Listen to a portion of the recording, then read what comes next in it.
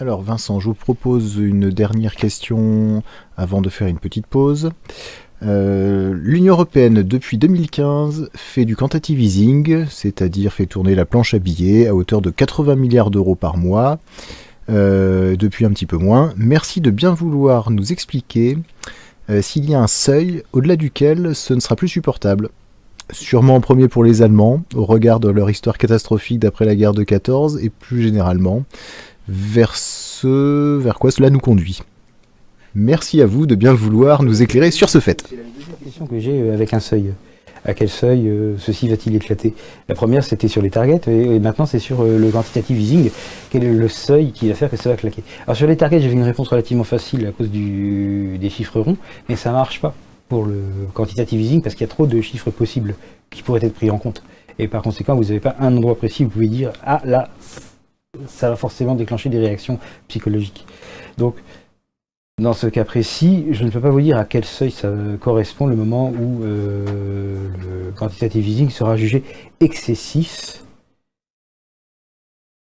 par la majorité des acteurs. Vous n'ignorez pas, ou alors c'est que vous n'avez jamais lu un de mes articles, que certains acteurs jugent déjà le quantitative easing excessif. Ces acteurs sont en général germaniques, et ils incluent la Banque centrale de l'Allemagne, et aussi d'autres institutions allemandes. Après, savoir à quel moment le monde entier pourrait penser que c'est trop, je ne me sens pas capable de le prévoir. Mais ça ne sert pas à grand chose, parce que ce qui compte, c'est ce que pensent certains pays plus puissants que les autres. Peu importe que la planète entière pense que le quantitative easing est acceptable ou pas acceptable, à partir du moment où vous savez que les Allemands considèrent qu'il n'est pas acceptable, ben vous avez déjà l'essentiel de ce que vous avez besoin de savoir. Indépendamment du fait que d'autres pays pourraient éventuellement trouver qu'il est encore à un niveau acceptable. Le quantitative easing est directement contraire à la psychologie monétaire allemande à cause donc de ce fameux épisode de 1923 où les Allemands ont connu une crise monétaire d'une ampleur tellement extraordinaire qu'ils en étaient venus à avoir des billets qui avaient 14, 15, 16 zéros imprimés dessus. Des billets de 1000 milliards, des billets enfin des choses extraordinaires qui étaient imprimées que sur un seul côté, et quand les gens les utilisaient, ces billets avec plein de zéros, ça leur tachait les doigts parce que l'encre n'était pas encore sèche. Donc ça a fait un traumatisme énorme qui, je crois, est la contrepartie en Allemagne du traumatisme énorme qu'a vécu la France sur une affaire qui n'était pas militaire mais qui est traumatisante quand même, qui était la défaite de 40. Donc leur défaite de 40, c'est la crise de 23, et notre crise de 23, c'est la défaite de 40. Enfin bon, eux, ils ont été traumatisés par la crise de 23, et ça fait que maintenant, le quantitative easing, pour eux, c'est... Enfin bon, c'est véritablement synonyme de planche à billets, mais la planche à billets, c'est une chose horrible. Ils ne peuvent pas le supporter. Et donc, ils sont contre. Donc, chaque fois que vous entendez Jens Weinmann, le président de la Bundesbank, s'exprimer sur cette question, c'est toujours sur un ton ça va bientôt s'arrêter, j'aime pas ça, c'est pas bien, c'est pas raisonnable. Et c'est comme ça depuis au moins 2011. Si vous fouillez dans mes vieux articles, vous en retrouverez un où Weinmann avait imaginé, pour faire passer son message, de commenter sur une pièce de théâtre de Goethe, qui est très connue en Allemagne et qui venait de jouer à Francfort.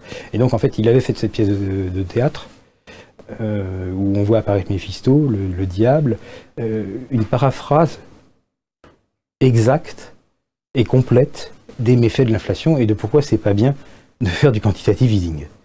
C'était avant que le quantitative easing, avec ce nom-là, débarque en zone euro. Mais il y avait quand même du quantitative easing sans le nom, quoi, puisque dès cette époque, la BCE a inondé le marché de liquidité avec des opérations de refinancement à 1 an, à 3 ans, et puis elle a commencé aussi à acheter des titres, c'est ce qui est une forme de quantitative easing, enfin, c'était juste plus petit que maintenant, et déjà, vous aviez ce genre de pic de la Bundesbank, mais ça n'a jamais cessé. Aujourd'hui encore, la semaine dernière encore, quand Weinmann prend la parole sur ce sujet, il dit toujours la même chose. Il le dit d'une façon très polie, il le dit d'une façon très réglée, très courtoise, avec un aspect très scientifique, avec un ton très sérieux. On ne peut absolument pas lui prêter le moindre défaut de forme, mais ce qu'il dit, en substance. La substance, c'est le quantitative easing, ça n'est pas bien. Eh bien, quand un pays de la taille de l'Allemagne a une opinion aussi tranchée, aussi définitive, aussi formelle sur le quantitative easing que c'est le cas maintenant, ça ne sert plus à rien de se demander si l'Espagne est ou n'est pas encore convertie à la doctrine du maléfice du quantitative easing. Peu importe quand le monde entier en sera convaincu, de toute façon, ceux qui en souffrent le plus et ceux qui ont le plus de pouvoir de s'y opposer sont déjà convaincus.